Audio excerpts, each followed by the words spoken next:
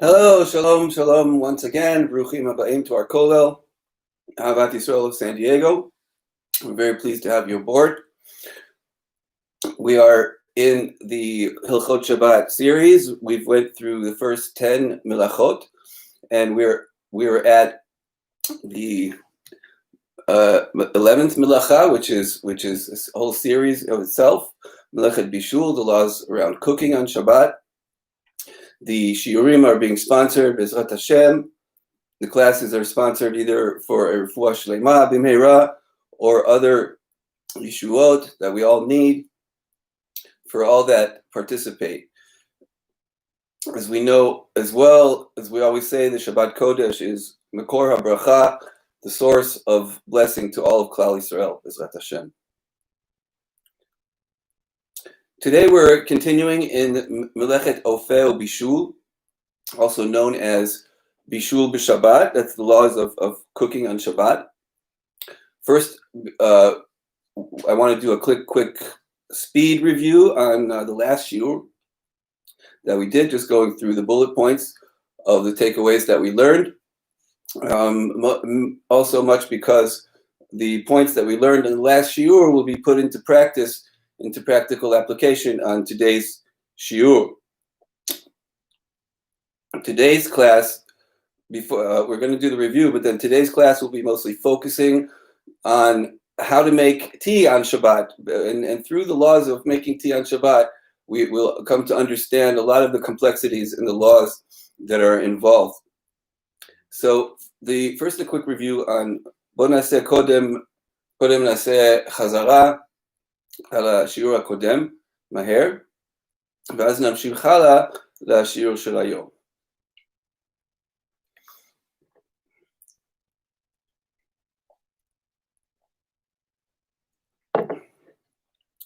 So the last השיעור האחרון היה על מעלות במידת החום.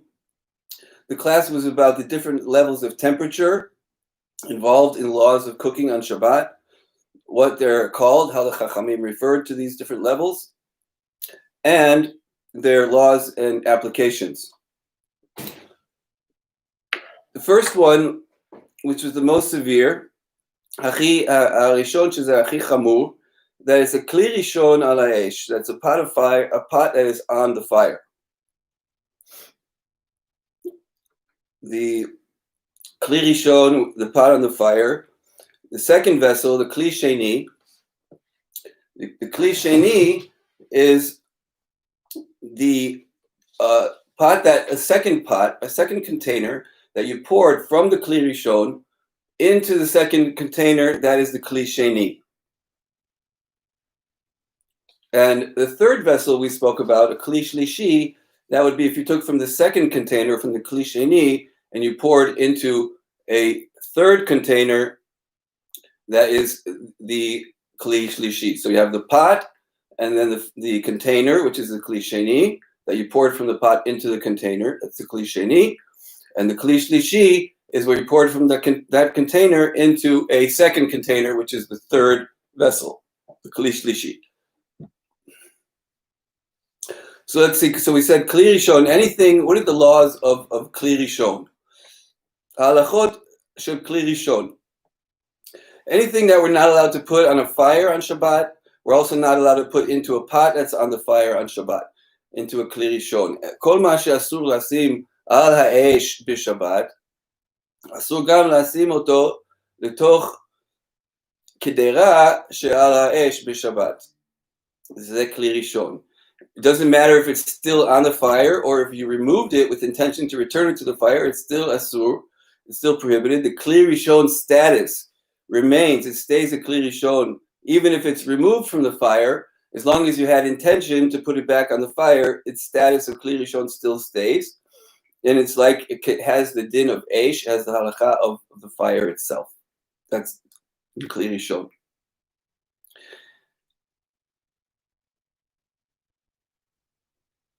In this halakha, we also said, interestingly, it doesn't matter if it's a food that is allowed to be recooked, reheated on Shabbat or not, because putting food on the fire, what's considered on the fire, whatever is considered ala eish b'Shabbat, there are other reasons, not because of the Isur Doraita of Bishul of cooking, not only the Isur of Bishul of cooking, but even something that you would be allowed to cook.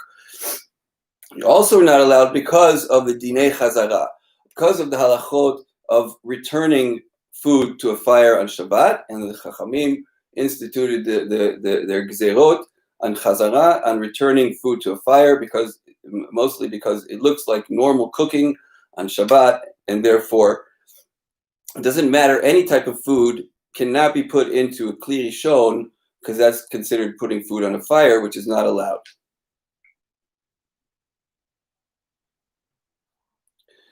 We learned in the previous shiurim, bishul achar bishul, we learned that these cookable foods, let's call them cookable foods, we can put them in other places. You could put them near the fire. We'll learn on those who use a blech, those who use a plata, that they cover the fire. So we will learn later on that there are three areas of that fire, of that plata. There's three areas of the blech. There's the area that's right over the fire. There's the area that's next to the fire, that's also yad soledet. And then there is the area that's away from the fire on the plata that is not yad soledet. It won't cook something to yad soledet. So these cookable foods, there are many ways you could get them cooked yad soledet. You could get them cooked and steaming hot on Shabbat, the foods that you're allowed to reheat. And as we said, you could put them near the fire. You could put them on top of another pot on the fire. And you could put them into a kli rishon that was taken off the fire permanently. Those are three ways that you'd be able to heat up and really cook these cookable, reheatable foods on Shabbat, that we said, ein bishul achar bishul, that they're allowed to be cooked, and there are many ways that you could cook them, like we just gave three ways, but you not into a pot that is on the flame, or that has been removed with intention to return it to the flame.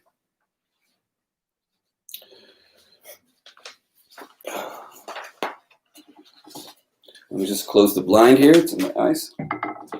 Excuse me.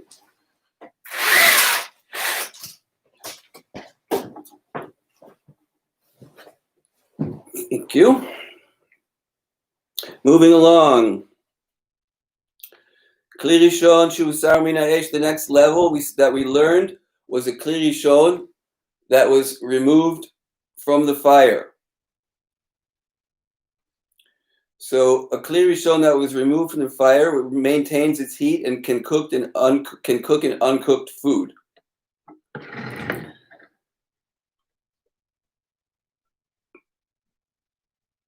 As we just learned that foods, things that cooking doesn't apply to, things that were already cooked, that we learned that you're allowed to reheat or reheat on Shabbat, those could be put into this pot that we're talking about, that it was removed from the fire permanently. But things that are not allowed to be cooked on Shabbat, things that are raw foods, any foods that you're not allowed to cook on Shabbat, may not be put into this pot.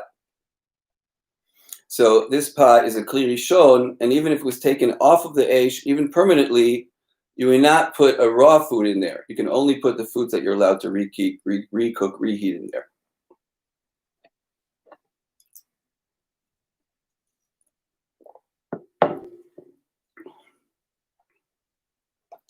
We said this isur prohibition applies if you want to put it in there just for a moment, just for a few moments to take off the cold. It's not allowed. Any raw foods, any foods you're not allowed to cook. Kol ma she'asur levashel b'Shabbat, asur laslim oto letoch gederah shehusar min ha'esh.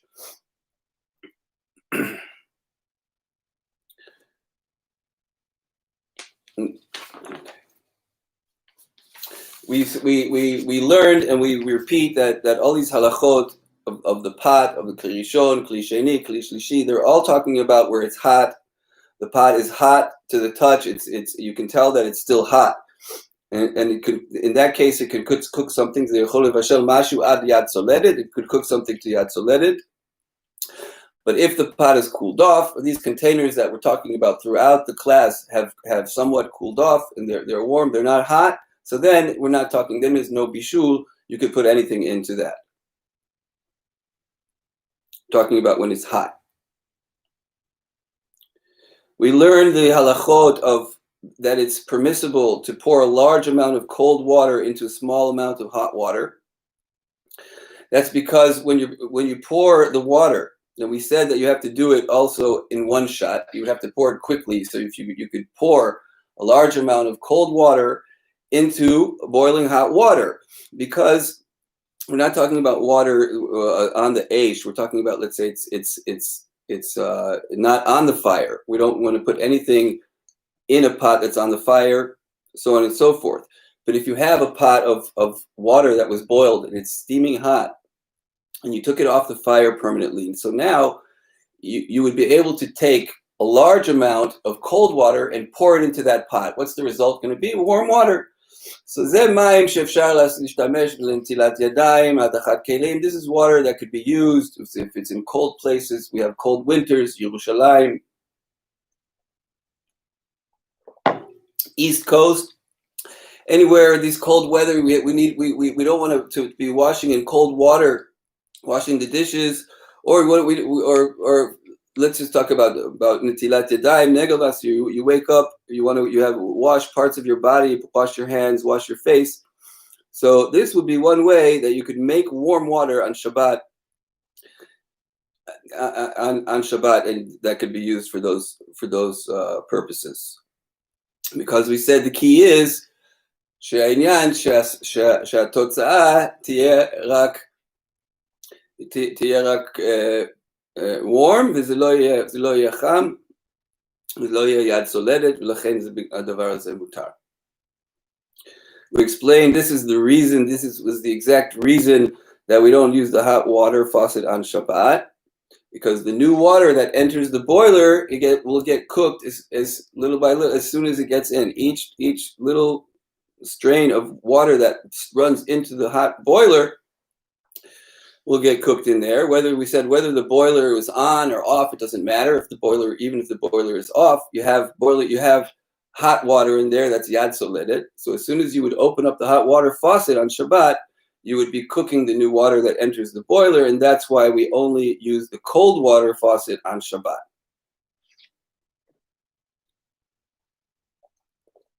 The next level down, we said, was the serving spoon that, or not level, but it's an offshoot halacha that we have to know about the ladle, the kaf shemachnisim lamarak, shemekishim et hamarak im hakaf hazeh, the serving spoon, we called it.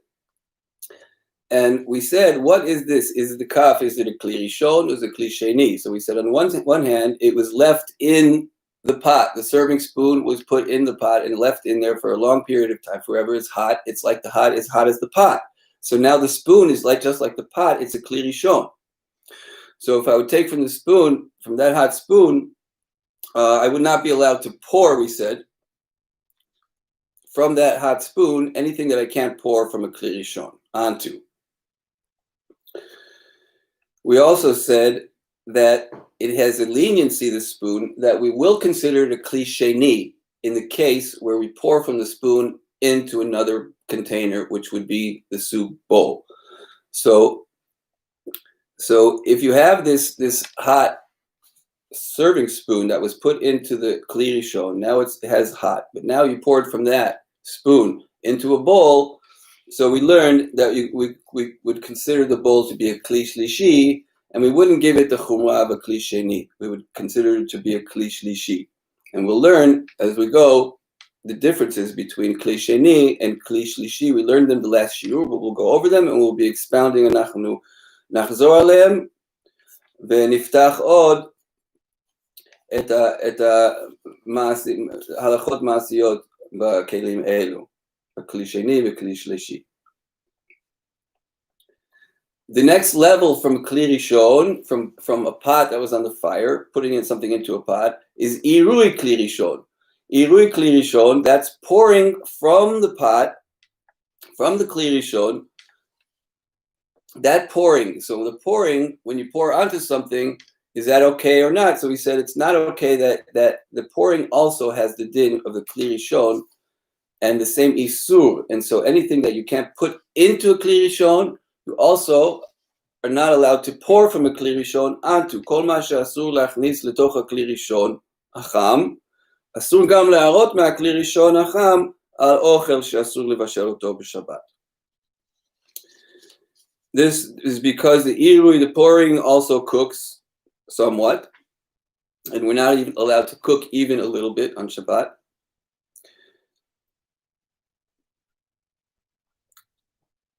Okay.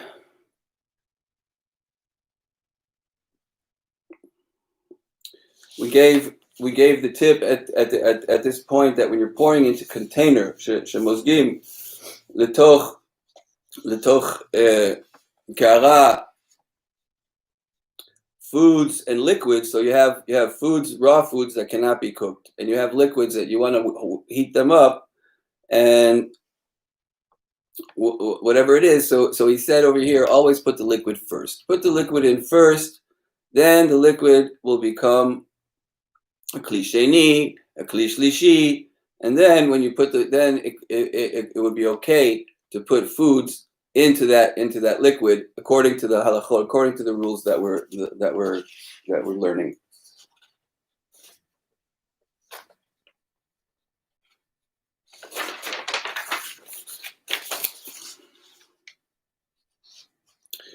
We said after washing a dish, אחרי שמדיחים את הכלים, צריך לנגב את הכלים לפני ששמים אותם בשולחן.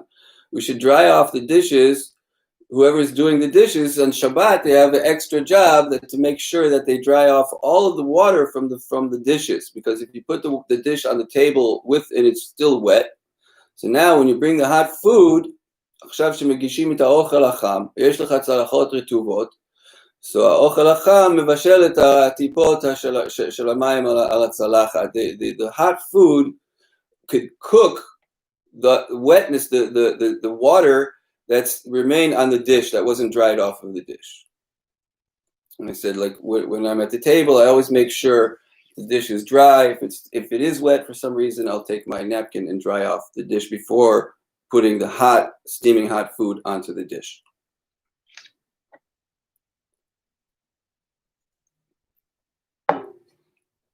We learned the kli sheni.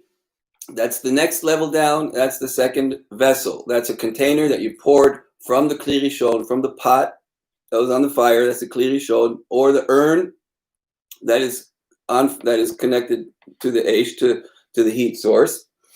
So the pot, the urn, whatever is on the heat source, something that's ala eish, and you take that and you pour it into another container.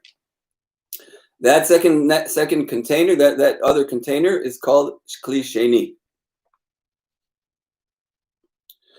And with the kli sheni, everything that we just learned about kli rishon, that we have to be careful that we're not allowed to put anything in there, we're not allowed to that it can cook, and so on and so forth. All of those laws of the kli rishon fall off, and they no longer apply. And the key is even if it's still hot. So the kli sheni is always we're talking about is hot. It's yad soledet. If it's not yad soledet, so then it's nothing. That's something that's not yad soledet. It can't cook.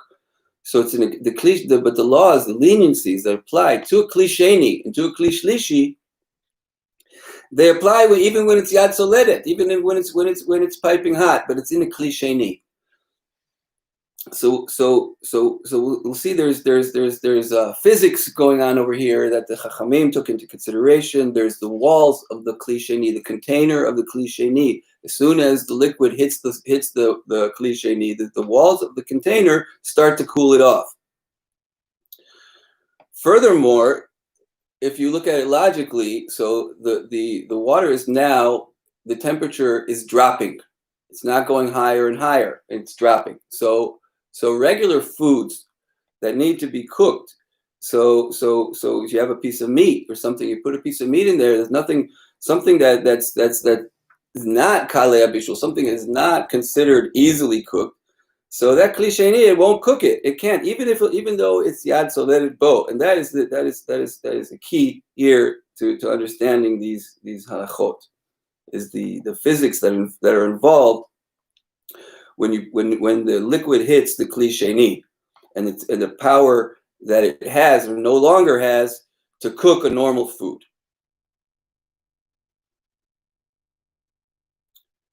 We said according to this heter, the heter of kli sheni, you can only call it a kli sheni if it actually hits the walls of the kli sheni. So if I have a chunk of something, we said a chunk of potato, אם יש חתיכה של תפוח אדמה, חתיכת בשר, חתיכת ירק, לא יודע שהוא חם, שהוא רותח, ואתה שם אותו בתוך הקערה, and you take this hot potato and you put it into the bowl. So what happens? It doesn't touch the sides of the bowl, it's only touching on the bottom. That doesn't give it a kli sheni. So your hot potato remains a kli rishon, and the hot piece of meat, whatever it is, a hot gush, we call it davar gush, a solid piece of chunk of food that was on the fire, and now you served it into a bowl. It's still considered a kli rishon. It's still considered, has all of the laws of a kli rishon, and it can cook other foods. So now what do I have on my plate? I have steaming hot potato. Right next to it, I have my salad, my lettuce or salad that and I have some dressing on there. All those things I'm not allowed to cook on Shabbat. I'm not allowed to cook salad on Shabbat. I'm not allowed to cook the salad dressing on Shabbat, for example. So now the dressing is easing over towards the potato. So I have a problem. As my salad dressing or whatever it is next to the potato is going to touch the potato, so it can get cooked by that potato. So that's what we said. So the kli sheni, it helps, but it only helps by something that's liquids, because then the liquids get cooled off. But a chunk of food does not get cooled off by the kli sheni.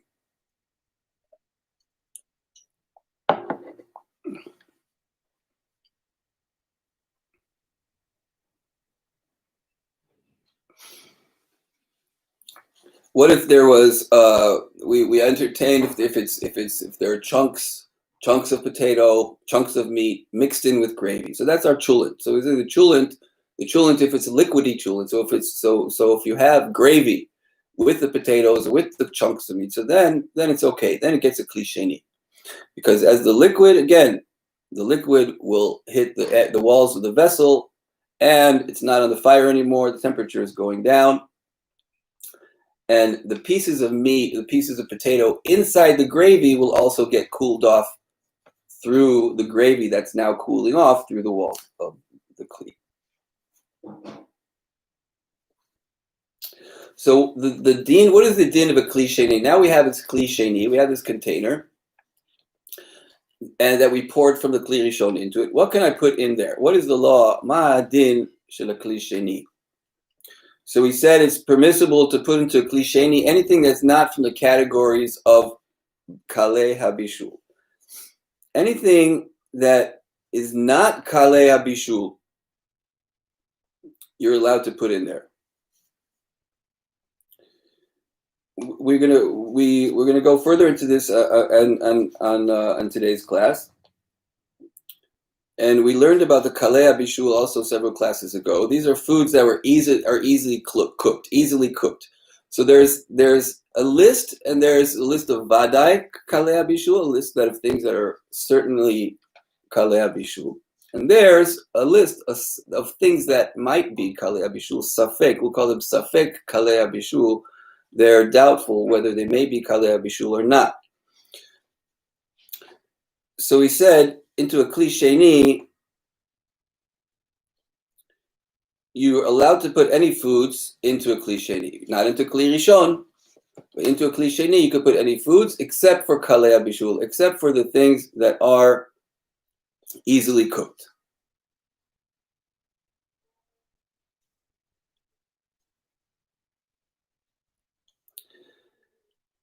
We'll see about the kli shlishi today as well.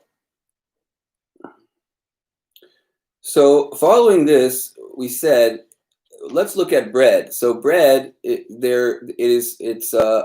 may be kalei habishul. So there are things that are kalei habishul or may be kalei habishul, safek kalei habishul, doubtful. So there are opinions that bread is kalei habishul. Bread could be kalei habishul. It could be one of the things on the list of easily cooked, or matzah. So now if I have a hot bowl of soup, so the bread I'm not allowed to cook. The bread, we said there's no baking after baking. If it's already baked bread, we could rebake it. We can't cook after baking. So now we have the halachot of dipping the bread into a hot bowl of soup. The hot bowl of soup is a kli sheni. And some poskim hold that the bread would be kalei bishul. That means it's not something that we could put into the kli sheni.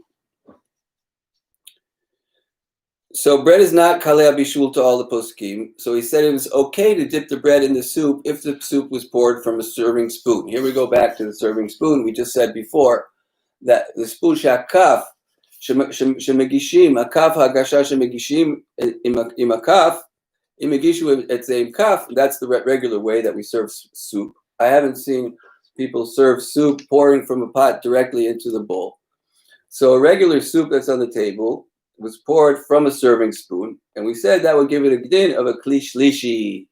A kli shlishi would be allowed to put the bread, because the bread is, as we'll see, the kli shlishi, only things that are vadai, that are for sure kalei bishul, that everyone agrees that they're kalei bishul, only those things cannot be put into the kli shlishi, into the third vessel. So now, and we're going to expound on that today as well, but now we have the soup, and the soup, he said, can safely be considered a kli shlishi. And even though we're talking about ziyad soledet, it's roasting hot soup, just came off the fire. You served it from a serving spoon into the bowl. It's roasting hot, smoking hot soup. Since it's in the bowl, we're considering the bowl a kli shlishi. You'll be allowed to put the bread and dip the bread into the spoon. Baruch Hashem.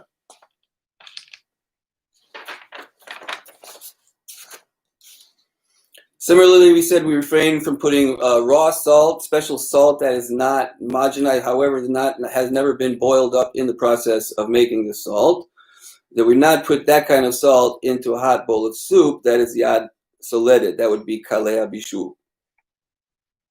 So the rule is anything that can be considered as kalei bishul, anything that may be even safek kalei bishul, easily cooked, are not allowed to be put into the hot kli sheni. But anything else is okay. So the difference between a kli rishon and a kli sheni is that other foods, normal foods that are not kalei bishul, other normal foods, you're allowed to put them into the kli sheni, even though it's piping hot kli sheni. You'd be allowed. We gave the example of a bottle of milk, or other things, or other foods that you want to take off the cold, or you want to warm them up. You'd be allowed to put even raw foods, as long as they're not kalei bishul, even the raw foods, we'd be allowed to put them into the kli sheni. Mutar lasim ochel she'afilu she'asur levashel oto b'shabbat, aval mutar lasim oto b'toch hakli sheni. Rak lo kalei bishul.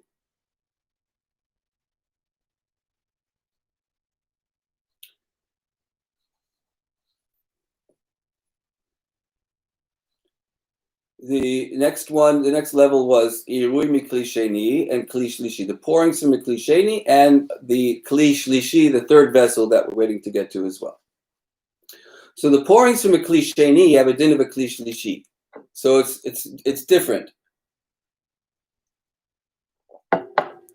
אמרנו שעירוי כלי ראשון יש לו דין כלי ראשון, אבל עכשיו אומרים עירוי כלי שני יש לו דין כלי שלישי. So the pouring, keep in mind, wherever this applies, again, we're learning, which is the derech of the sefer, we're learning the practical applications. That's what we want to get to, how to behave and what to do in the home. But in order to do this, we need a background, we need the understanding and the guidelines, and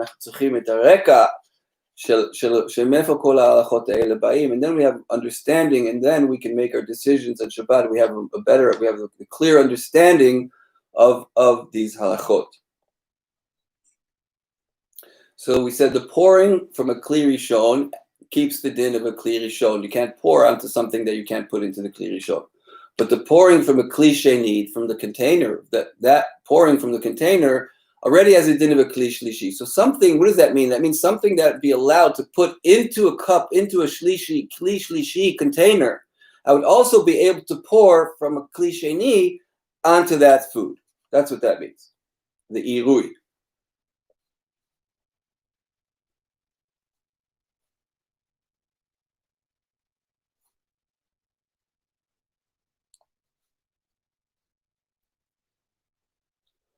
The last one was the kli shlishi. That's a third vessel. That's brought down in the Gemara, that the Chachamim list as the differentiations. And there is a rule. The Gemara speaks about and entertains the idea that kli shlishi eino mevashel, that a kli shlishi already you poured from a pot into a container, now into another container, so that other container really can't cook anything. But there are differences of opinion in the Gemara and in the Shulchan Aruch and in the Achronim of the Poskim. And the general psak is that with the kli shlishi, that you could put anything into it except for things that are vadai kalei bishul, things that are for sure kalei bishul. That means all the things that are safek kalei bishul, all the foods that may be easily cooked or may not, they're not specifically on the list of kalei bishul, those you could put into a kli shlishi. The only thing that you would not put into a kli shlishi is things that are for sure kalei bishul. That's like we gave the example. There's a few examples that were given in the Sefer: an egg, salted fish, and tea leaves is another one, and that's the segue. The tea leaves are the segue into today's shiur, which we continue on the next seif in the Sefer of Kitzur Hilchot Shabbat that we're learning, and this seif is called Hech Lasot Tei. It's a whole seif on how to make tea on Shabbat.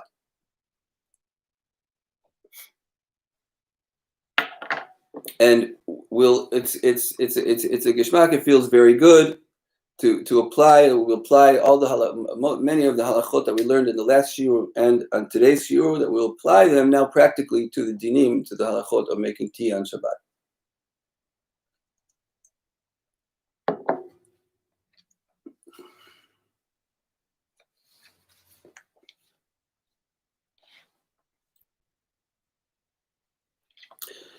So today I spoke with my posek, to Rabbi Shabbos, to go over to do chazara mentally on the din of the kli shlishi. As we just said, the kli sheni, even though it's hot, you could put anything into it except for kalei bishul or safek kalei bishul. And the kli shlishi, you could put anything into it except for things that are vadai kalei bishul, that are definitely, certainly kalei bishul.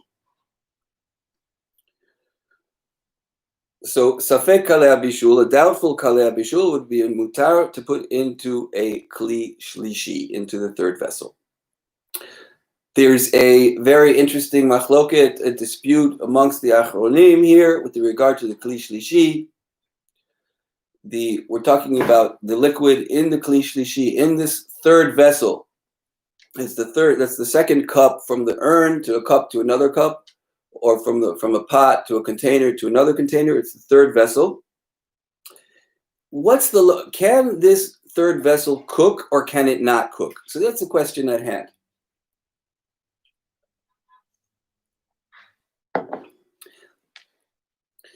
Can it cook anything? Can it cook even kalei bishul? This is the question amongst the poskim. Again, we are machmir, and we hold that it can cook things that are vadai kalei bishul, and we do not put them even to a kli shlishi. But it is a machloket, and it's interesting, and it helps understand also on how these halachot work. Some background.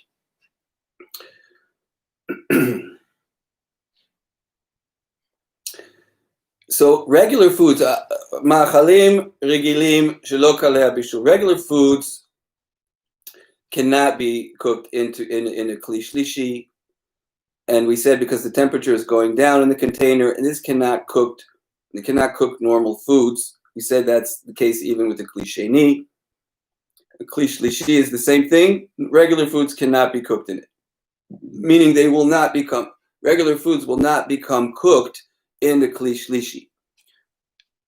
So you would be allowed to put them in. That's regular foods. What about kalei bishul? The kalei bishul, that the foods that are easily cooked. Here's where the controversy is regarding the kli shlishi. So most authorities say rov poskim v'zeh halacha. This is the halacha that we follow. That yes, it can cook the kalei bishul, even a kli shlishi. And even a kli shlishi, even a kli revi, even a kli chamishi. So whether it's a third vessel, a fourth vessel, a fifth, sixth vessel, doesn't matter, as long as it's yad soledet bo. If the water, the liquid indeed in the container has the chom shel yad soledet bo, is the temperature of yad soledet bo, so it can cook the kalei habishul. So this is the machloket, this is the controversy. Is the kli shlishi eino mevashel klal? Is this a kli shlishi that cannot cook at all, or will it cook the kli shlishi that has the yad soledet that is hot? Will it cook the kalei habishul, things that are easily cooked? So we said that the sefer, this sefer paskins and posek the sefer hazeh, that the kli shlishi is mivashel, that the kli shlishi, as long as it's yad soledet, that we have to follow the halacha, that any container, whether it's a third container, a fourth container, doesn't matter, as long as it's yad soledet bo, it has the power to cook things that are vadai kalei habishul, and we cannot put things in there that are vadai kalei habishul. And this brings us to today's focus again, that we have a special focus, something for each shiur, and we said this means that we have a problem. So according to what we're saying, we have a problem with tea on Shabbat.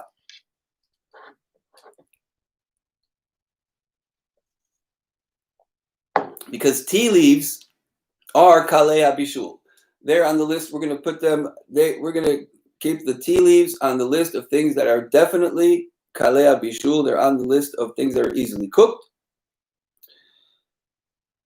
And therefore, in order to make tea, if you want to use tea that was not cooked or raw, a tea bag, a tea that wasn't cooked yet, so it can only be put into water that is under yad soledet, that is not piping hot. And it doesn't matter even if it's a kli shlishi, a kli revi'i, and so on and so forth.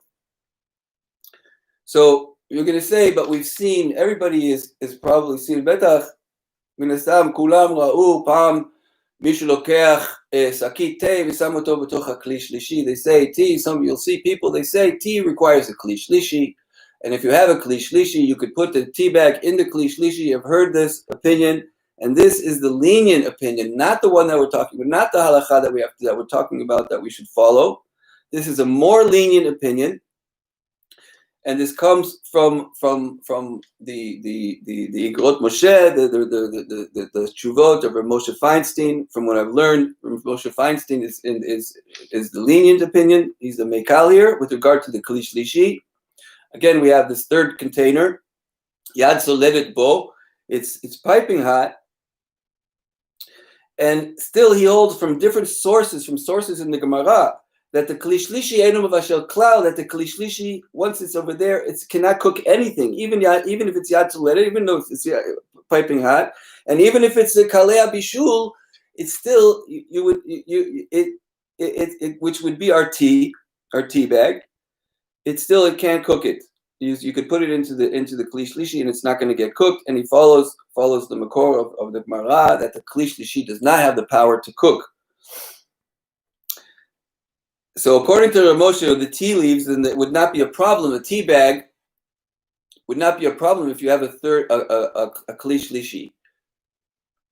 That you put the water from the urn into a cup, and then into a second cup. That's the kli shlishi. Then, according to Rav Moshe, you'll be able to put the tea bag, from what we're learning here, you would be able to put the tea bag into the kli shlishi. But, again, this is not the mainstream halacha. This is not the mainstream halacha, is that we do not do that we do not consider the kli shlishi eino mevashel klal, and we are afraid that the kli shlishi, that any water that is yad soledet bo, will cook this tea. In any kli. And that's why, and we'll see all this inside the sefer, in the words, Bezrat Hashem, in the holy words of the Kitzur Hachot Shabbat. But we'll see in the sefer where he explains, and this is why in Yerushalayim, Ir HaKodesh, and we see in many places in Israel, and I've seen here as well, that people who are careful, people who know these halachot, people who've learned these halachot and they understand the issue that's involved with the tea bag, so they will make tea essence, concentrated tea, that's a concentrate, before Shabbat, and to be used for making tea on Shabbat. And it's actually good tasting as well. It works. The tea sense will get us out of many different issues. This issue of bishul, of kalea bishul, and it also helps for other reasons. Mainly this issue that we're saying that we may not, according to the mainstream halacha brought in the Sefer, we are not allowed to put a tea bag into hot water, even if it's in a kli shlishi. And therefore, the answer is to make sense. We make concentrate before Shabbat. So here we go. In the Sefer, this is Seif Yud Gimel, Heich La'asot Teh. I just want to read from the words, and we'll see it explains exactly according to Bezrat Hashem, according to what we just learned.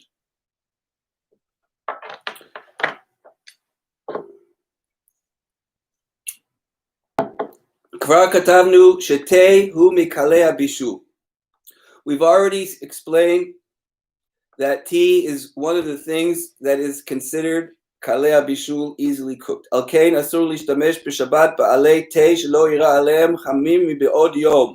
Therefore, it is prohibited to use on Shabbat tea leaves that were not cooked, that hot water was not poured on them during the day before Shabbat, on Friday, or on a week, during the week before Shabbat. He says in Mefuash, even in the third vessel, it is asur. So that here we have it. That's the tea leaves, the tea bag, whatever it is. He says it's b'kli shlishi, afilu b'kli shlishi asur, even in the third vessel, asur. K'modin chimum beitza she'asarnu le'el afilu b'kli shlishi, like the halacha. Likewise, an egg and the salty fish and so on and so forth that we learned that we're not allowed to put even in the kli shlishi, even in a further vessel, because the alei teh and kalea bishul, because the tea leaves are kalea bishul, easily cooked. Al kain, so what is the answer? He says, Al kain tzrichim la'achin hateh me'erev Shabbat. He says, unfortunately, the answer, the only way, Erev Shabbat, our Fridays are very busy. We have enough. We have so much to do on Shabbat. We learned about the tuna fish, that we're not allowed to mix it together on Shabbat. The mayonnaise has problems over there. And so we have to make your tuna salad before Shabbat. We have to make so many things that we're not allowed to make on Shabbat. We have to make before Shabbat and have them ready for Shabbat. So this is another thing he's saying here. We have to prepare the tea before Shabbat. Al yedei shemechinim tamtzit essence lifnei Shabbat, by making an essence concentrated tea before Shabbat.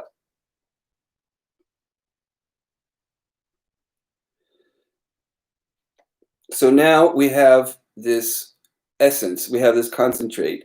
And the concentrate is already cooked. It's been cooked once. We have our dinim of ein bishul achar bishul. We know how to reheat something that was already cooked once on Shabbat. We said we can put it into a kli sheni. We'll see here as well. And you can put it into a roasting, piping hot kli sheni. You take the sense, a little concentrate, you pour it into the piping hot cup of kli sheni water, and you have your beautiful piping hot tea on Shabbat that was made lechatchila l'kol hadeot. נכון גם לסנן התה מעלים קודם שבת שלא יבוא לידי חשש בורר שרוצה לשתות התה בלי העלים בשבת. It is proper and befitting to remove, to filter out the leaves from this concentrate also before Shabbat, that we should not come chas v'shalom to break borer on Shabbat. When we come to drink the tea, we have the tea, the sense, you have the sense, if some of the leaves went in, that's sense, if you leave the leaves, there's two ways to make the sense. בתוך התמצית, או יכול להוציא את העלים קודם שבת, תוציא את כל העלים. אז הוא אומר, עדיף להוציא את כל העלים. למה? שאתה מוזג אחר כך בשבת, רוצה לשתות אותו, and then you come, get all the leaves out before Shabbat, it's better, because then when you go to drink your tea, you won't be messing with the little leaves that are in your cup that could get mixed up in your cup. And if I take leaves, take the leaves out of my cup, or filter the leaves out of my cup on Shabbat, it's borer, and we learned the whole series on borer, the laws of separating things on Shabbat. And so it's better to take out, to remove the leaves, filter them out before Shabbat.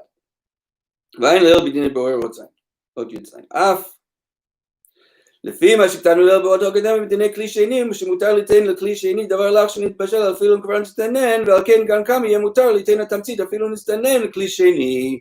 So now you have this sense, it's a bit cooled off. We have two ways of either it's if you kept it warm on Shabbat, or it's cooled off. So let's say you just keep it in a room temperature vessels. That means it's cooled off. So now we have cold liquid. Lamadnu, we learned in the previous shiur that you're allowed to take this cold liquid that was pre-cooked. It was already cooked once.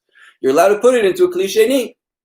So the kli sheni, we have this hot, like we said, piping hot kli sheni, cup of water. You can pour this sense, even if it's cooled off, you could pour it into the kli sheni.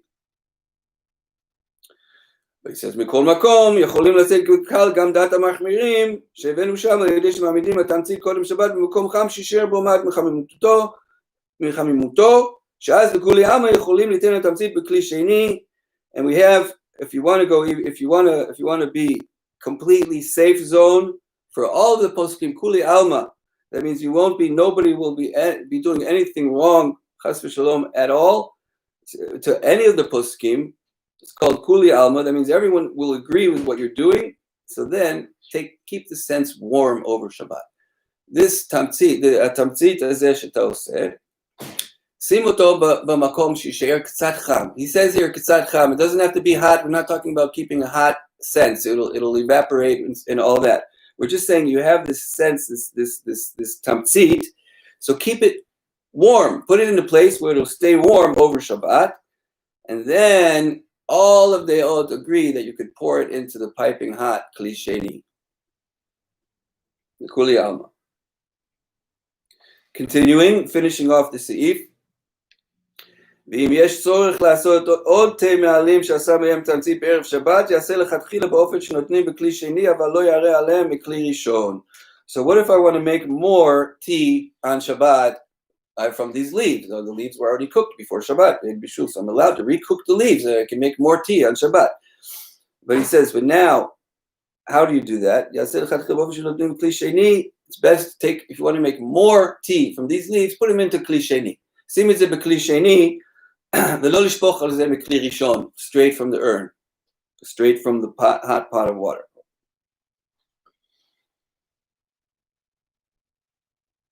Why? Okay. So he says, don't pour from a kli rishon onto the leaves. You should put it into a kli sheni. Because like we said, the pouring of a kli rishon has the din of a kli rishon, and we don't put things into a kli rishon. But he says, and if he says, if there's a real need for this tea, you want to make more tea from the tea leaves that were already cooked before Shabbat. You want to make more tea. So it could be that in a makom tzorich, in a time of need, that you could pour straight onto the leaves, straight from the kli rishon. These are leaves that are already cooked, and you could pour from the kli rishon straight onto the leaves. But in that case, if you want to pour straight from the hot, if you have this makom tzorech and you have this time of need and you want to pour straight onto the tea leaves, he said, make sure they're dry. Make sure they're dry, because we said if it's something liquid, you cannot pour from a kli rishon onto cold liquids. So make sure the leaves are dry. כיוון שעכשיו שאותה לחלוכית כבר נצטננה ונאמר בה יש בישול אחר בישול. ואם יראה להם כלי ראשון יהיה חשש בישול. כבר כתבנו שבכל זה יש להיזהר הרבה שלא יבוא לידי בורר, and he finishes off the איך לעשות תה, that we should also keep in mind always with the tea that we have two issues. We have the issue of bishul, cooking on Shabbat, and we have the issue of borer, of separating on Shabbat.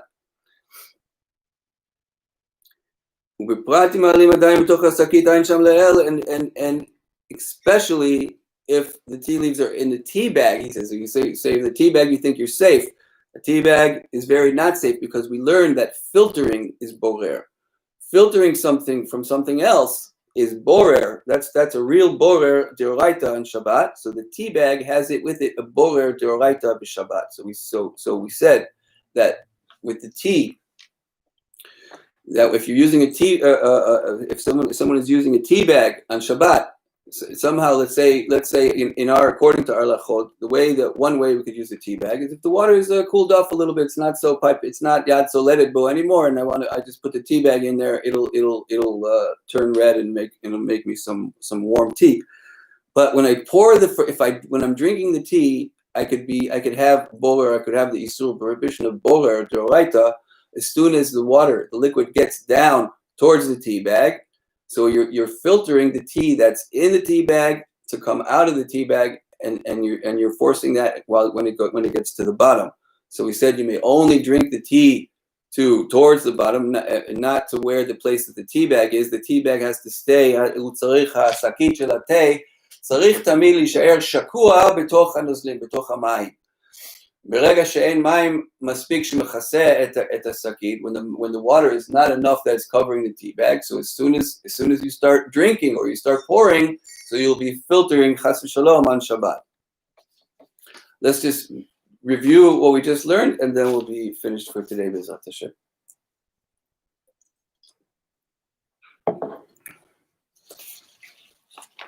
So we said, as we learned, tea leaves are kalei bishul. Kalei bishul. They're definitely things that are easily on the list of things that are easily cooked. Therefore, we're not allowed to use tea leaves or tea bags that have not been cooked, miba'od yom, that have not been previously cooked before Shabbat. This may come, we said, as a surprise to some people, because we do see many people will allow themselves to put a tea bag into a kli shlishi. They say as long as it's a kli shlishi, then you could put the tea bag in there. And we said that's relying on a lenient opinion, on the opinion of Rav Moshe. And this sefer and many people, the Mishnah Berurah and the common mainstream halacha that we're following, does not rely on the leniency. Lo somchim al hakula, al hakula shel Moshe. And therefore, it's not allowed. Therefore, so making tea, so hot tea from tea leaves that were uncooked, that were tea bag or that was not used yet, or tea leaves that were not cooked yet. There's no way to make that on Shabbat with hot water. That is really hot water yad soledet, even if it's in a kli shlishi. Even a kli shlishi, it's asur because the tea is kalei bishul, just like the egg. And according to this main ruling, as long as it remains yad soledet, it can cook. No matter what, no matter what vessel, if it's the third vessel, the fourth vessel, the fifth, sixth, it doesn't matter. As long as it's yad soledet, it can cook. That's the problem with our tea bags and tea leaves. Therefore, says the sefer, we must prepare tea on Erev Shabbat by making tea essence, concentrate, tamtzit, lasot tamtzit, lifnei Shabbat, before Shabbat.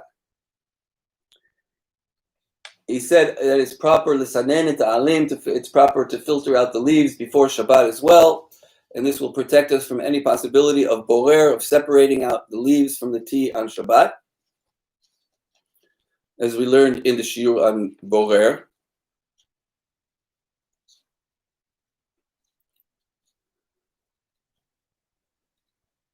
But we have also here a little bonus when we're coming to this tamtzit. We escape all the issues, all the problems in the halacha that come into making tea on Shabbat when we use this essence, this tamtzit. And this essence, even if the leaves are still inside, so we said you left the leaves inside, you wanted to get more, you wanted to get stronger and stronger over Shabbat, you leave the leaves inside, that's okay. We just said take them out. It's better if you take them out, then there won't be borer. That you make it nice and strong, however strong. You take the leaves away, then there won't be borer. But if you want to leave the leaves in there, then it should get stronger and stronger on Shabbat. That's okay. And even if there's leaves in there, you can put it into a kli sheni, into a hot kli sheni. You could still pour the sense, even if it has leaves in there, and you could pour it into a piping hot kli sheni. and make hot tea on Shabbat. The Kollel deot. As we learned of our lach, afilim kvar tztanen, we said by a liquid, even the liquid cooled off. If it was cooked already once, a liquid, even if it's cold, you're allowed to put it into a kli sheni. So that's this halakha. Just not into a kli rishon, but you could put it into a kli sheni. We said that and that efshar b'kal latzer lidat hamachmirim, that is very easily, can very easily fulfill the stricter opinions that were involved in the kli sheni when it came to a water that was cooled off in the kli sheni, that there was a stricter opinion, and if you want, we can cover that stricter opinion as well very easily if we keep the essence warm on Shabbat. So you can either let it be cold, and that's okay. But if you want to say that kola deot, even according to to all of the opinions that are involved, so then he says if you keep the essence warm on Shabbat, so now you have tei essence tamtzit that you made before Shabbat, and you have it on Shabbat ready to use. You can pour it into a piping hot kli sheni. If you keep the essence somewhat warm, people put it. That's again, when I saw this personally in Yerushalayim and all over Israel and different places that this is how the tea is made. It's also kept in a hot place. They keep it in they have like a drawer or a certain place that it's in the same area as whereas the flame is in the same area, but it's on a shelf or it's somewhere else where it's not going to get too hot. It will just stay warm, and that way you would have warm scents that you could use on Shabbat to make delicious tea, according to all the opinions.